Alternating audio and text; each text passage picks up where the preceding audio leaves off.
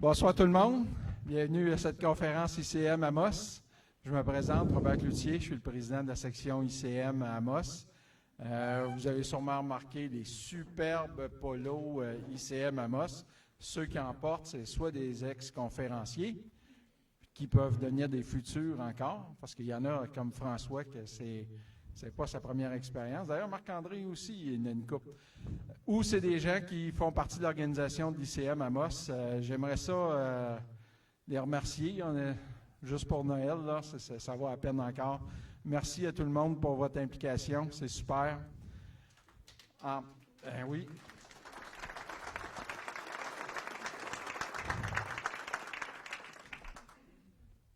Tant qu'être dans les merci. Merci aux commanditaires.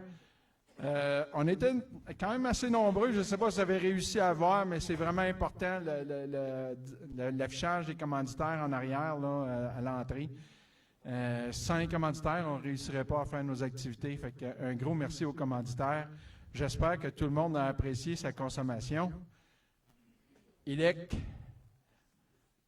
Forage Nordique et Sayona sont les commanditaires qui vous ont offert la consommation à l'entrée. J'espère que vous en avez profité. Je vous invite aussi à aller visiter notre page Facebook ICM. D'ailleurs, la conférence est web diffusée. Les gens qui sont en ligne, bonsoir à tout le monde. Puis, si vous avez des questions pendant la conférence ou à la fin de la conférence, n'hésitez pas. Inscrivez, envoyez votre message là, soit sur la page ICM ou la page de Médiaté. On va répondre à vos questions. La feuille de présence circule. Si vous m'avez dit que vous étiez là à soir, vous êtes inscrit. Sinon, il faut vous rajouter à la main. Faites attention, les gens qui participent pour la première fois, prenez votre écriture du dimanche pour l'adresse courriel, parce qu'à chaque fois, je le dis, mais à chaque fois, il y en a que je ne suis pas capable de lire l'adresse. Vous ne recevrez pas le PDF de la présentation de ce soir. Tous ceux qui sont présents dans la salle, je vais vous communiquer le PDF de la présentation de ce soir. Si vous participez pour la première fois aussi, une façon simple d'être sûr que je comprenne votre adresse courriel, c'est la boîte en arrière pour mettre votre carte d'affaires. Si vous avez une carte d'affaires, mettez-la. Encore plus facile. On est rendu à l'étape d'éteindre les cellulaires.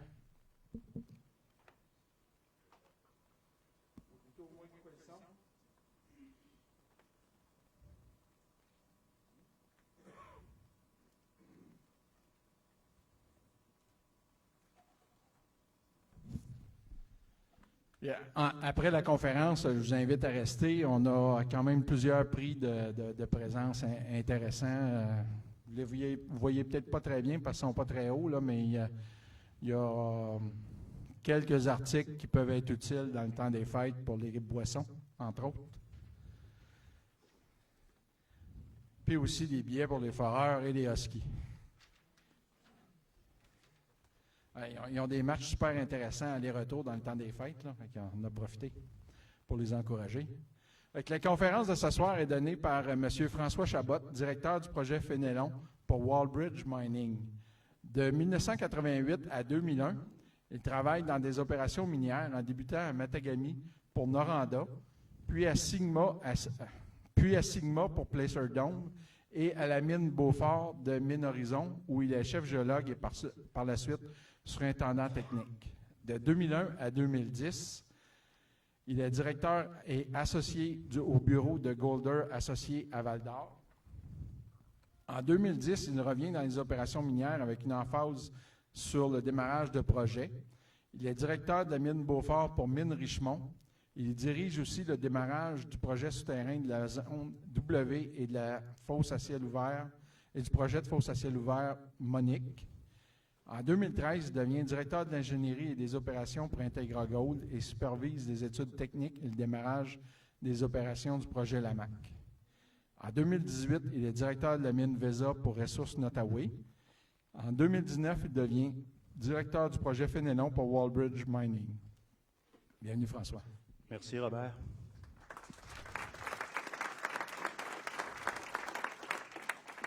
je commence à être vieux, là, parce que c'est long, sa petite introduction. Fait que, merci de votre présence, une belle présence ce soir, c'est bien agréable. Fait qu'on va vous parler de l'évolution du projet Fénelon. Avant de démarrer, on a une petite déclaration prospective, vous connaissez ça. Donc, je vais vous dire plein de choses ce soir, mais dépendamment de ce qui se passe sur le marché, il y a peut-être des choses dans ce qu'on va dire qui ne se réaliseront pas. Fait que vous êtes avertis si vous achetez des actions. Au niveau de la présentation, on va faire une petite introduction, dire on est qui Wallbridge, décrire les propriétés qu'on a, aussi notre équipe. On va parler du projet Fénelon au niveau de sa localisation, de la géologie, l'historique, des infrastructures, travaux 2019, puis aussi les travaux à venir au niveau de l'exploration, au niveau des études techniques, l'évaluation des ressources, puis aussi des scénarios de mise en valeur. Puis après ça, bien, ça va nous faire plaisir de répondre à vos questions. Au niveau de Wallbridge, qui on est? Bien, on est une entreprise publique qui a été fondée dans les années 90. Siège social est à Sudbury. Pour peut-être d'entre vous connaissez notre symbole minier, WM. Capitalisation boursière autour de 475 millions. On a environ 574 millions d'actions, à peu près une valeur de 0,83 sous. C'est de la capitalisation boursière. Petite note, en début d'année, notre action a valu environ 20 sous, fait que c'est quand même une belle progression durant l'année. Principaux actionnaires, Eric Sprott à hauteur de 21 %. Récemment, il y a Kirkland Lake Gold qui s'est joint à l'actionnariat à hauteur de 9,9 %. Puis on a aussi William D. Construction. Ça, c'est une firme dans le secteur de Sudbury qui est actionnaire à 11,4 %. À ce moment-ci, on n'a pas de revenus, donc toutes les dépenses doivent être financées par des émissions d'actions. C'est ça qui permet de rentrer de l'argent puis de faire avancer les travaux. Aucune dette. Puis l'objectif de Wallbridge, c'est de devenir un producteur à hauteur de 100 millions par année dans les prochaines années. En Ontario, beaucoup de propriétés. Dans le secteur de Sudbury, là, environ 40 000 hectares de propriétés bien situées. Il y a le projet Brockenhammer que Wallbridge a mis en production de 2014 à 2015. C'est une petite opération à ciel ouvert. Ils ont miné du cuivre, platine, palladium. On a aussi devenu cette année un partenaire à 20 % dans Lonmin Canada. Ça, c'est une compagnie privée qui a des projets à Sudbury. Fait que Wallbridge est l'opérateur de ces projets-là. Il y a un projet en particulier qui est très intéressant, le projet Denison, qui est une ancienne mine qui est en production, sous terre, puis aussi en surface. Donc, il y a 17 millions de tonnes qui ont été produites là, puis l'objectif cette année, c'est de faire un rapport de ressources là-dessus, pour mettre ça à niveau. Globalement, l'objectif de Wallbridge, c'est de générer la pleine valeur de ces actifs-là de nickel dans le secteur de Sudbury. Wallbridge est aussi actionnaire à hauteur de 10 % d'une entreprise publique, le Carubé Copper Corp. Au Québec, propriété Fénelon, qui a été acquise en 2016. Propriété qui a une superficie de 1051 hectares. Il y a une redevance de 2 % NSR là-dessus. Fait que vous voyez sa localisation dans ce secteur-ci. On a aussi la propriété Belcheffer, qui est un petit peu plus au sud. Ça, c'est acquis en 2018, un peu plus petite, 637 hectares, propriété aurifère. Donc là-dessus, il y a des compilations à faire, il y a des évaluations à faire pour générer des travaux sur le côté de Belcheffer dans les prochains temps. Au niveau de l'équipe corporative, il y a plus de 350 années d'expérience dans l'équipe. Vraiment beaucoup d'expérience en opération, en exploration, en finance. Président, c'est Mars Cord. Mars est dans la salle avec nous ce soir. Marqué là, c'est un ingénieur MBA. Fait qu'il a travaillé en consultation, il a travaillé dans les opérations minières, puis il est président de la compagnie. On a aussi Attila Pentek qui est avec nous, notre VP Exploration. Attila, juste au côté ici. Frank Demers, qui est vice-président mines et projets, qui est venu déjà vous faire des conférences ici. Brian Penny, qui est le chef financier. Mary Montgomery, qui est la VP Finance. Au niveau du board, plusieurs gens qui ont beaucoup d'expérience au niveau minier, au niveau finance. Allard Sauver, qui est un géologue avec beaucoup d'expérience. Warren Holmes, Parviz Farzangi, Michel Pessner, Darrell Settler, l'ancien joueur de hockey. Sean Day, qui est un entrepreneur dans le secteur de Sudbury. Jeannette Wilkinson, puis dernièrement, à cause de l'actionnariat qu'ils ont pris, Tony McCosh, qui est le président CEO de Kirkland Lake, qui est maintenant sur le board de Wallbridge. L'équipe au projet, je suis là, il y a Evan Slater qui est dans la salle aussi, Evan, qui est notre géologue senior, Chris Kelly qui est géologue senior, Santé Sécurité, on a Stéphane Rivard qui est ici. On a environ 25 employés Wallbridge au projet. On a aussi tous nos partenaires qui sont là. Puis on a Forage Roulier qui a environ une vingtaine d'employés. Forage Norex qui est devenu major, une quinzaine d'employés. Procon qui est là avec 6 employés. Coop de Picogan avec 6 employés aussi. Outland, ASDR, Expédition. Fait qu'on a vraiment une belle équipe. Puis qu'est-ce qui est vraiment d'impressionnant au projet, là, c'est la belle collaboration qu'il y a entre tous ces entrepreneurs-là puis l'équipe. Vraiment un bel esprit, puis ça ajoute de la valeur au projet, puis ça nous permet d'avancer plus vite aussi. Au niveau de l'équipe, bien, c'est sûr qu'on est en recrutement, fait que j'en profite pour faire ma petite annonce. Fait qu'on cherche des géologues, on cherche des techniciens miniers, ingénieurs aussi. On a des horaires, tous les styles d'horaires, 14-14, 7-7, 4-3. On fait le transport à partir de Val-d'Or puis d'Amos, qu'on vous prend en charge à partir de là. On vous nourrit, on vous blanchit pendant que vous êtes là-bas. On a des compétitions compétitives aussi. Fait que vous pouvez envoyer vos CV à Emploi Wallbridge. Fait que si on va au projet maintenant, la localisation. On est localisé au nord du secteur de Silbé. Environ 75 km, la communauté la plus proche est Matagami, 75 km à vol d'oiseau au nord-ouest de Matagami. On est vraiment dans la région du nord du Québec, territoire qui est régi par la Convention de la baie James puis du nord québécois. Environ à 200 km de La Sarre puis 215 km d'Amos, à peu près 161 km au sud, directement au sud de Waskaganish, qui est en haut sur la carte ici. Accès par route se fait très bien, à partir de la 109, puis après ça, chemin Silbé. On a un 20 km après ça de route forestière pour se rendre jusqu'au projet. Au niveau des services, on n'est pas relié au réseau d'Hydro-Québec, qui est pas loin par contre, qui est juste à 20 km du projet. Puis on a le camp Fénelon qui est à 6 km du projet, dans lequel on peut héberger 80 personnes. Géologie régionale, bien, on est dans le secteur corridor de roche verte associé au corridor de déformation de Sunday Lake. Vous voyez où on est placé ici. Plusieurs projets le long de ce corridor-là, puis une mine pas mal importante, le Détour Lake, qui est dans l'extrémité ouest du corridor. Au niveau régional, bien, au niveau local, c'est-à-dire il n'y a pas d'affleurement dans le secteur, fait qu'il n'y a pas beaucoup de géologie à faire en surface, il n'y en a pas. Donc 10 à 35 mètres de mort-terrain. Lithologie, on a plusieurs assemblages de roches ultramathiques, roches sédimentaires, des argilites, mais aussi des intrusifs, avec le Pluton Jérémie là, qui est dans ce secteur-là ici, c'est toute cette masse-là qui couvre une partie de la propriété. Minéralisation, plusieurs types de minéralisation, puis ce qui est remarquable aussi, c'est qu'il y a présence de beaucoup d'or visible là, partout dans ces minéralisations-là. On a des larges corridors altérés avec séricite, silice, associés à des cisaillements avec différents types de sulfures, la pyrite, la pyrrhotine, la calcopyrite. Petites lentilles de sulfure, des fois, qui sont associées à ça aussi, avec pyrite, pyrrhotine, calcopyrite, même de la sphalerite. Peu de veines de quartz aussi. Dans l'intrusif, on voit de plus en plus de veines de quartz à l'intérieur de cet intrusif-là avec des sulfures. Donc, le modèle géologique est en évolution. Plus qu'on fort, plus qu'on va chercher des connaissances, plus qu'on peut ajuster le modèle puis préciser des choses. Fait que c'est normal aussi dans un projet comme ça. Quelques exemples de minéralisation, ça c'est dans le secteur 51, dans l'intrusif, petite veine de quartz avec des sulfures, ça c'est typique. Vous voyez les teneurs qu'on a attrapées là-dedans, puis ça nous donne ça des intersections avec plusieurs veines qui se répètent, avec des teneurs de 1 à 2 grammes sur des belles épaisseurs, des 27 mètres, on a plusieurs intersections de ce type-là. Ça c'est des carottes plus typiques du secteur de la zone Tabasco, zone Cayenne, donc l'intersection dans des cisaillements, silicification, bonne présence de sulfure. Ça retourne des teneurs assez spectaculaires. Ça fait partie du forage 59 qui a donné presque un 18 grammes sur 11 mètres. Faire un petit historique de la propriété.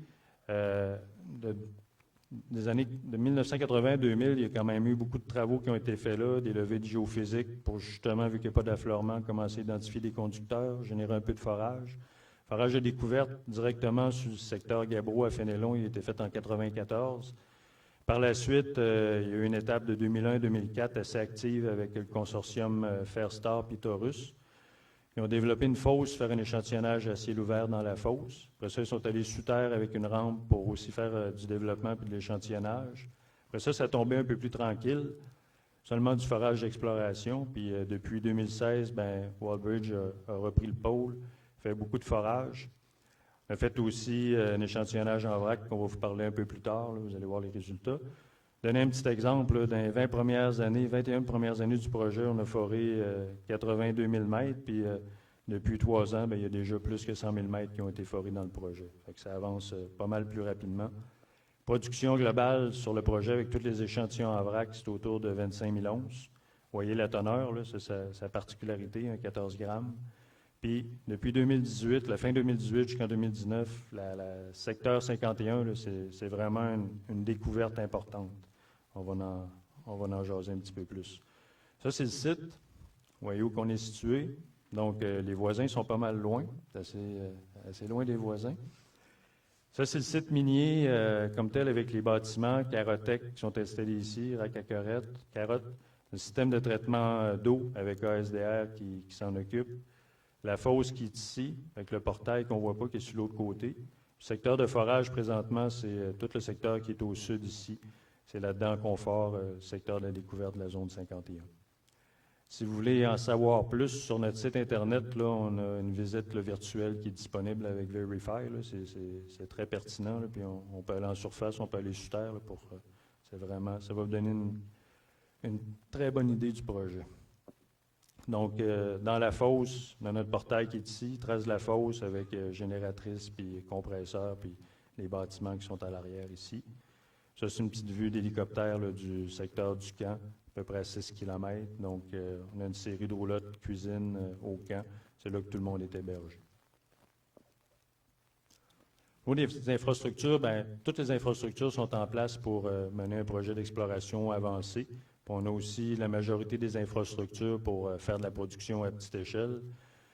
Comme vous avez vu, les voisins sont assez loin, fait que c'est un site isolé. Ça a quand même beaucoup d'exigences. Donc, on a 20 km de route forestière à entretenir pour avoir accès au site.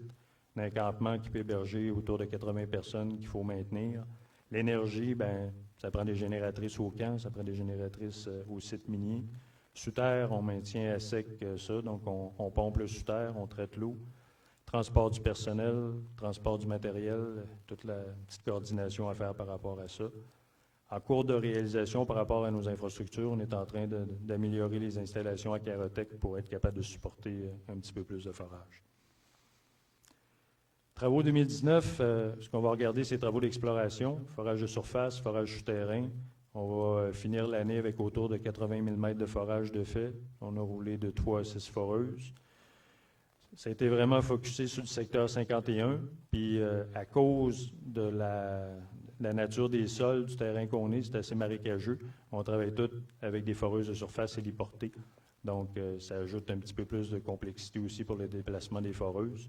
Mais ça va quand même très bien avec nos entrepreneurs. Les gens sont habitués avec ça, puis ça va quand même assez vite pour faire les déplacements, puis c'est quand même assez efficace. Projet d'échantillonnage en vrac, ça a été initié en 2018, terminé en 2019. Donc, on a cette année développé, miné, on a transporté puis on a usiné. Si on regarde un peu les retombées économiques du projet, là, actuellement, il y a autour de 80 emplois directs qui sont supportés par le projet avec les différents partenaires qu'on a. Puis l'an dernier, c'est environ 28 millions qu'on a injectés dans le projet. Fait qu'il y a quand même des bonnes retombées locales pour le projet. Exploration, secteur 51. Donc, c'est vraiment une découverte importante qui a été faite là. Le projet original était principalement dans le secteur Gabbro, secteur qui est au nord ici, dans lequel l'échantillon en vrac précédent, la fosse était située, les infrastructures minières étaient situées. Ce travail qui a été fait là en premier avec une galerie de forage pour aller voir un peu en profondeur qu'est-ce qu'il y avait là-dedans. Les résultats étaient assez, disons, un peu moyens. L'exploration s'est poursuivie avec une approche un petit peu plus large. Puis là, du côté sud, on s'est mis à identifier là, des structures qui étaient vraiment très prometteuses. Donc, tout le secteur 51 près de l'intrusif a été identifié avec plusieurs intersections avec l'or visible des bonnes teneurs. Puis il y a la zone Tabasco aussi qui est apparue, qui est interprétée, qui devient de plus en plus intéressante. On va voir un petit peu plus loin. Présentement, on est encore à identifier les limites de cette minéralisation de tout le système. C'est encore assez ouvert. Donner une idée aussi, Wallbridge est en nomination pour la découverte de l'année à l'AMQ. Ça vous donne une idée là, de l'importance de cette découverte-là. Si on regarde ici une section, on a à l'origine ici le secteur Gabbro. On voit la trace de la fosse, l'ouverture sous terre, puis les chantiers qui étaient minés, puis les secteurs où on est venu faire le bulk sample à l'intérieur du secteur Gabbro. Puis vous voyez que, couple de centaines de mètres au sud, tout le forage qui est en train de se faire, puis les nouvelles structures qu'on est en train d'identifier aussi près de la surface dans ce secteur-là. Fait qu'on est en train d'ouvrir un terrain de jeu pas mal plus intéressant dans le secteur.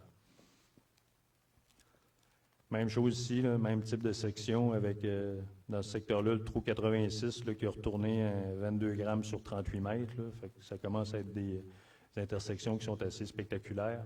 Donc, comme on vous a dit, on continue avec, on a renoué à peu près à 3 à 6 foreuses cette année, 2 foreuses sous terre. Priorité dans le secteur 51. On fore présentement sur une maille d'à peu près 80 mètres en section, puis entre les sections, pour établir la géologie dans ce secteur-là. On a aussi localement des teneurs qui sont assez intéressantes avec des épaisseurs qui conviennent bien à une opération à ciel ouvert, là, 0,98 sur 191 mètres. Fait que, localement, on voit qu'on est capable d'attacher des bonnes intersections. Puis aussi consulter tous les communiqués de presse qui sont émis, il y a des résultats qui sortent régulièrement avec toutes ces informations de forage-là. Puis on voit qu'on est en train de démontrer un gisement qui a un potentiel de plus qu'1 million d'onces. Au niveau de la zone Tabasco, ça c'est une vue en longitudinale. Fait que vous voyez, là, on commence à profondeur à identifier des choses pas mal intéressantes avec le secteur du trou 86. Fait qu'on est en train de resserrer la maille là-dedans et d'ajouter des forages pour regarder jusqu'où ça va, cette zone-là. Près de la surface, on a des indications aussi autour de cette zone-là que ça peut s'étirer puis on peut la développer. Ça, c'est de la carotte typique là, dans le secteur de la zone Tabasco. Au niveau de l'échantillon à vrac qui a été fait en 2018-2019, l'objectif de ça, c'était de mieux comprendre la géologie du dépôt, vérifier aussi les paramètres d'exploitation. Es-tu capable de miner ça long trou, ce dépôt-là? Puis valider les teneurs, évidemment. Ça, c'était complété au printemps 2019. En 2018, il y a beaucoup de travaux préparatoires qui avaient été faits, installer les infrastructures pour permettre le dénoyage, puis le développement avait démarré aussi en 2018. Le minage a commencé aussi un peu en 2018. Donc, globalement, on a produit autour de 33 000 tonnes à 18,59 grammes, ce qui est quand même assez solide comme teneur. Les travaux ont été réalisés par Procon, c'est eux qui étaient l'opérateur, c'est eux qui fournissaient tous les services de développement et de minage, avec aussi des services techniques. Donc, développement de la rampe, travers-banc, les sous-niveaux, préparation des chantiers. Minage long trou, c'est Bort Longyear qui a fait le forage pour le projet. Chantier typique qui avait à peu près 4000 tonnes. Les teneurs variaient quand même de 3 à 8 mètres. Localement, on avait des belles épaisseurs de minage jusqu'à 8 mètres. Dilution a été très raisonnable, à peu près 10 %. Puis là-dedans, il n'y avait pas trop de câbles non plus pour tenir les épaules. On voit qu'on a quand même des bonnes conditions de terrain pour faire du long trou. L'usinage à forfait a généré un 20 000 onces à partir de ce minerai-là. Ça a été envoyé à Camflo. Puis les résultats étaient vraiment en ligne avec les attentes, là, la réconciliation ressources avec le minage. Fait que tout ce qui est en rouge, c'est le développement qui a été fait par Procon, donc pousser la rampe. Puis en rouge ici, vous voyez les chantiers qui ont été minés, principalement dans la zone Naga Viper puis dans la zone Chipotle aussi. Une galerie d'exploration qui a été faite pour aller voir en profondeur qu'est-ce qu'il y avait. Puis présentement, on utilise la même galerie pour forer vers le sud pour aller voir le secteur 51. Peut-être un peu petit ici pour les résultats des différentes batches d'usinage, mais à part la première qui n'avait pas bien été, après ça, la réconciliation était autour de 98 %. Ça a très bien été par la suite. Puis c'est similaire aussi aux réconciliations qu'il y avait eu ces premiers échantillons en vrac là, dans les années 2000 précédemment. Avec une bonne récupération puis un minerai qui se traite quand même assez bien. Des exemples dans l'échantillon en vrac du suivi géologique qui a été fait. Donc, les faces étaient échantillonnées à chaque avancée pour bien mesurer, bien cartographier aussi, bien comprendre ce qui se passait. On a utilisé aussi des techniques de photogrammétrie pour être capable de bien comme photographier en 3 dimensions ces structures-là. Ça permettait aussi d'aller chercher les orientations des différents plans qu'on pouvait voir dans les faces, les différents cisaillements, les joints, les structures. Puis ça, c'était assez utile au niveau de la photogrammétrie pour aider avec aussi les teneurs de forage de production qui étaient échantillonnés, vraiment bien cerner les limites de minerais de chaque côté. Donc, bonne cartographie, bon échantillonnage, photogrammétrie, aussi du forage de définition. À l'occasion, les limites de chantier étaient vérifiées jusqu'au 10 mètres pour bien cerner la minéralisation, pas en échapper. Contour de chantier, bien, en utilisant tous ces éléments-là, ça permettait d'aller chercher quelque chose d'assez précis, de faire des bonnes pratiques de dynamitage pour aller chercher vraiment le minerai de la bonne façon. Au niveau des autorisations puis de la communauté, ça avance quand même assez bien là-dessus. Il y a beaucoup de choses qui se passent.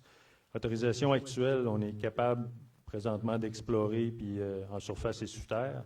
Tout ce qui touche l'échantillon en vrac, bien, la production de minerais, ça s'est complété. On a atteint le tonnage qui nous était permis. On n'a pas encore d'autorisation de production, mais juste d'autorisation, disons, pour l'exploration. Les demandes en cours, on travaille ça beaucoup avec GCM, basé ici à Amos, de leur bureau d'Amos. C'est notre consultant qui nous donne un très bon coup de main pour nous avancer dans les différentes étapes. Donc, la description du projet a été déposée. Donc, ce qu'on vise dans le secteur Gabbro, c'est une production souterraine de 300 à 500 tonnes par jour dans ce secteur-là, usiné à forfait. L'étude d'impact est en cours de réalisation. On a reçu les lignes directrices du COMEV. On est en train de réviser aussi le plan de fermeture. Consultations publiques ont démarré aussi dans les différentes communautés. On va vous en parler un petit peu plus loin, un petit peu plus longtemps là-dessus. On a aussi en demande de permis pour l'agrandissement du campement. Puis, ce qu'on projette à ce moment-ci, c'est d'avoir une autorisation de production vers la fin de 2020 avec toutes les démarches qui sont en cours. C'est quand même assez long avec le COMEX-COMEV, là. Pas faire mon chialu, là, mais c'est... Disons que ça ajoute un petit peu d'étape par rapport à quand on part un dépôt, disons, dans le secteur de Val-d'Or-Amos, là, mais au loin. Donc, il y a comme un petit niveau de complexité de plus. Donc, au niveau de l'étude d'impact qui est en cours, bien, ça, c'est le terrain là, qui a été investigué au niveau faune-flore pour évaluer qu'est-ce qu'on a dans notre milieu. Au niveau du milieu humain, bien, ce qu'on regarde, c'est tout ce territoire-là. Donc, on se rend jusqu'à Waskaganish, côté de Matagami, Lassar, Amos, Picogan, Ouachasibi aussi comme communauté. Donc, ça, c'est toutes les communautés dans lesquelles on doit faire de la consultation. Avec nos parties prenantes au niveau des communautés autochtones, c'est les communautés cris de Waskaganish, communautés cris de Ouachasibi et You, qui sont basés à proximité de Picogan. La Première Nation Abitiwini, la communauté algonquine de Picogan, puis on a rencontré les maîtres de trappe sur toutes ces communautés-là. Donc, on travaille avec eux pour bien mesurer les impacts, puis bien échanger avec eux pour leur expliquer c'est quoi notre projet. Partie prenante, bien, on a tous les gens du domaine politique, municipal, économique, public, réécro-touristique. Vous savez un peu c'est tous les gens qu'on doit rencontrer pour développer des bons liens, bien expliquer notre projet, puis jaser avec eux pour faire un bon processus d'information-consultation. C'est sûr que le projet va avoir des impacts, mais les impacts sont quand même limités dû à la dimension du projet. Puis pour les communautés aussi, les impacts sont quand même limités. Vous avez vu où on est. Donc, au niveau du bruit, des vibrations, des émissions, c'est assez non perceptible, disons, pour les communautés les plus proches. On va usiner à forfait pour ce volet-là de production, donc il n'y a pas de parc à résidus au site. Donc, l'impact pour le milieu naturel, là, c'est à peu près la même empreinte du projet, donc l'impact est assez limité au niveau du milieu naturel pour le projet. Là. C'est sûr qu'on va augmenter un peu les rejets, on va avoir un petit peu plus d'effluents, on va avoir une aile d'acétéryle à mettre en place, un petit peu plus de gaz à effet de serre, c'est sûr, mais globalement, c'est quand même pas un très gros projet par rapport aux impacts. Un petit peu plus de matière résiduelle aussi. Donc, les travaux qui sont à venir, c'est vraiment de poursuivre l'exploration. Le projet est en mode exploration. Donc, l'an prochain, ce qui est visé, c'est d'aller de 100 à 120 000 mètres de forage. C'est à peu près le rythme qu'on a eu sur les derniers mois. Les derniers mois, on fore autour de 9 500 mètres par mois. Donc, on est à peu près sur la bonne vitesse pour atteindre ces cibles-là l'année prochaine. Donc, 5 à 6 foreuses, autant en surface que sous terre aussi, on va continuer à forer. Secteur, évidemment, c'est le secteur 51 et la zone Tabasco qui sont nos priorités. L'idée aussi, c'est de resserrer un peu la maille de forage, aller vers une maille autour de 35 mètres pour nous permettre d'avoir des données pour faire une évaluation de ressources au début de 2021. Secteur Gabbro, bien, ce qu'on veut, c'est qu'on est en train de faire du forage de définition. On va continuer le forage de définition. On va élargir ça un petit peu plus, le forage dans notre bail minier, pour être capable de soutenir un peu plus longtemps la production à partir des ressources qu'on a. Fait qu'il faut agrandir notre base de ressources pour ajouter du temps de production. Sur la propriété, il y a encore des très bonnes cibles d'exploration. Fait qu'il y a aussi une partie du forage qui va être dirigée vers ailleurs sur la propriété. Géophysique nous montre des choses intéressantes. Fait qu'il y a des choses à vérifier, puis on ne sait pas où ça peut nous mener. On a eu des très bons succès, mais il y a encore de la place pour forer là-dessus. Le budget l'année prochaine, c'est autour de 30 millions pour tous ces travaux-là. Donc, comme vous pouvez voir, c'est la vue longitudinale ici. Ça, c'est secteur original. Le pointillé, c'est ce qui était dans le secteur de forage avant Wallbridge. Puis, vous voyez qu'on est en train d'étirer le forage en profondeur. Donc, il y a quand même encore beaucoup d'espace à forer dans les 3 dimensions. Fait qu'il y a beaucoup de forage à faire encore là-dessus.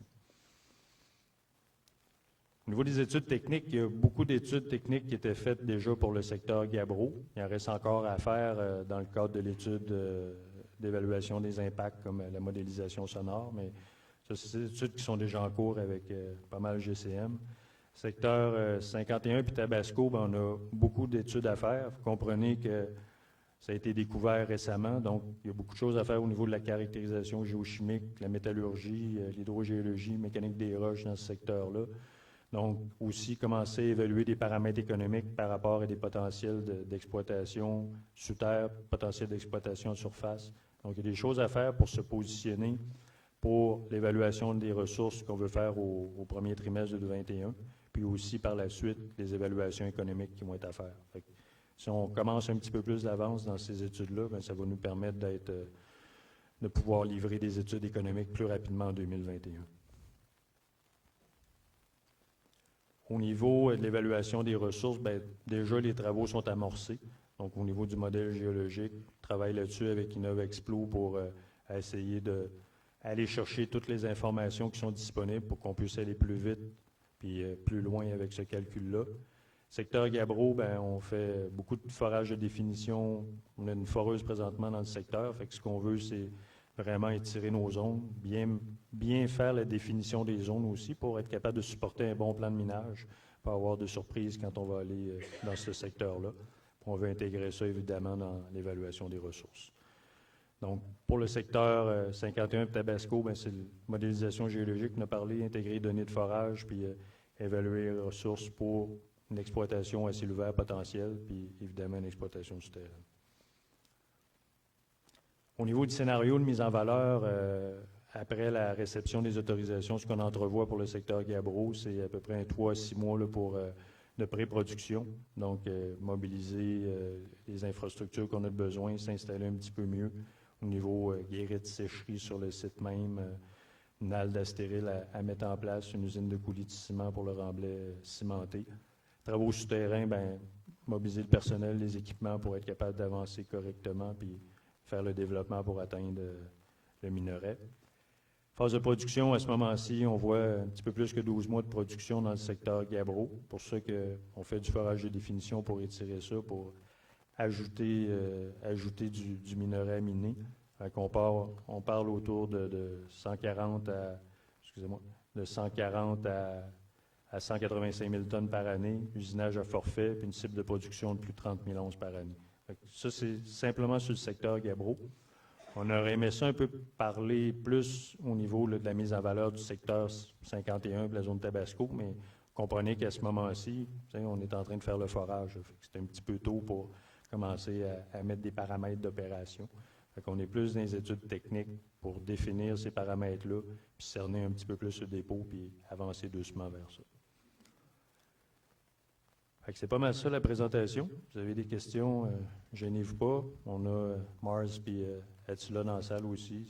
Si j'ai pas les réponses, ils vont vous en donner.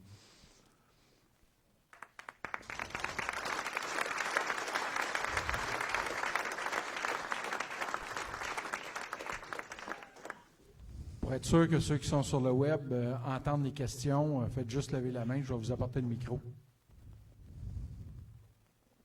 Pas tout le monde en même temps. Non, là, tu parlais au niveau de l'or, mais y a-t-il d'autres métaux dans les analyses que vous avez faites à date? C'est une bonne question. On commence à regarder où il y a un petit peu plus de sulfure. Là. On commence à faire des analyses pour voir, bon, on a un petit peu de zinc, on a un petit peu de cuivre. Fait que, on est en train de faire des analyses là-dessus quand on attrape des sulfures comme ça pour regarder un peu s'il y a des concentrations. Mais à ce moment-ci, ce qu'on voit, là, c'est de l'or. Puis s'il y a quelque chose d'autre, c'est des petites valeurs. C'est local aussi.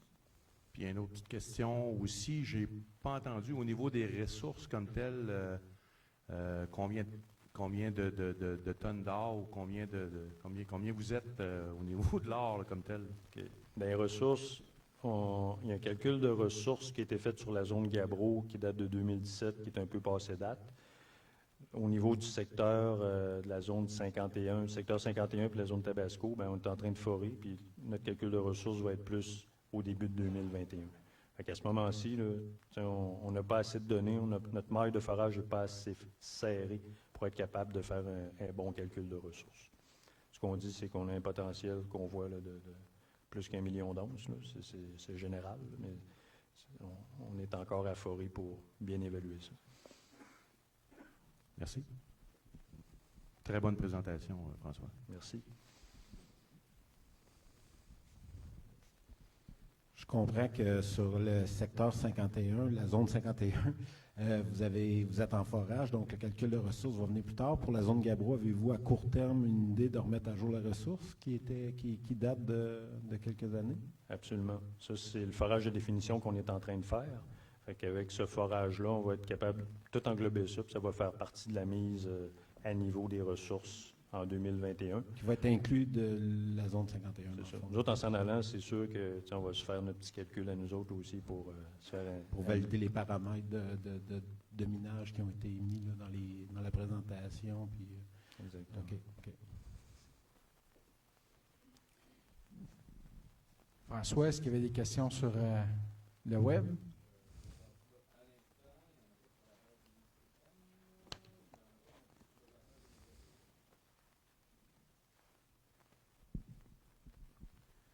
Salut François. Petite question, pourquoi rester les campements à 6 km du projet du portail? Pourquoi pas rapprocher les campements plutôt que de les laisser à 6 km?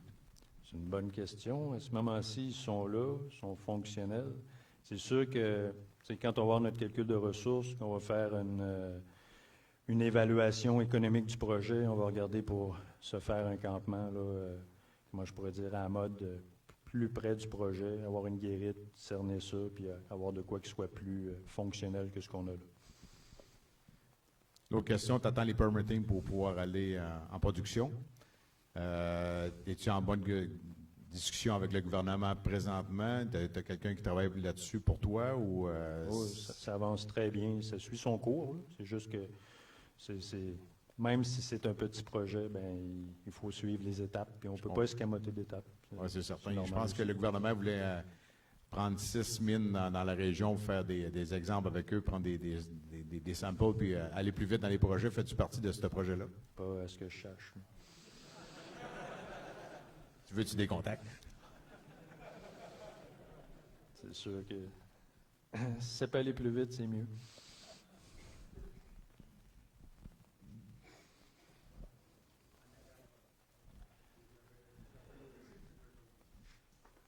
Charles Bélanger. François, tu as parlé d'Hydro-Québec, que la ligne était à 20 km. Et ça va-tu avancer le projet avec Hydro-Québec pour la ligne électrique ou vous n'avez pas besoin? Non, on la veut Hydro-Québec. J'aime Hydro, là, c'est ça.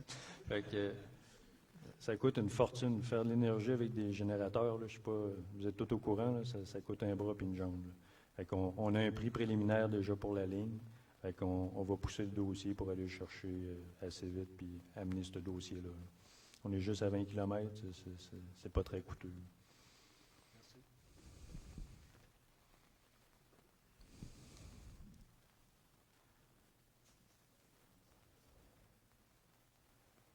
Pas d'autres questions? Bien, merci, François. Merci tout le monde.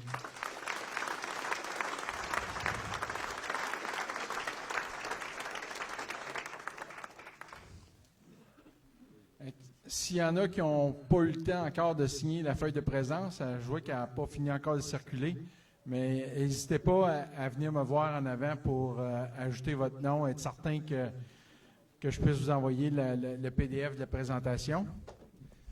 Notre prochaine conférence, c'est le 14 janvier, par Guy La Liberté de Sayona, Québec.